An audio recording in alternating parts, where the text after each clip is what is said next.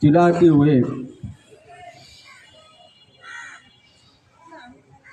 অনেক বস্তুনিষ্ঠ সংবাদ ও সমস্যার সংবাদ, যে সমস্যার সংবাদগুলো ঊর্ধ্বতন কর্তৃপক্ষের মাধ্যমে এলাকার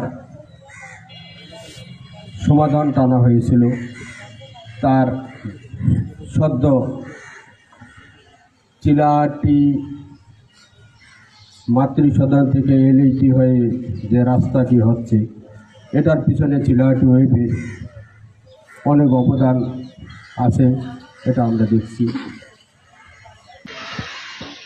আগামী দিন চিলাহাটি ওয়েব বিশেষ করে এলাকার সমস্যাজনিত চিত্রগুলো আরও গতিশীলভাবে তুলে ধরুক, বিশেষ করে কৃষকদের কথা তুলে ধরুক, রাস্তাঘাটের কথা তুলে ধরুক।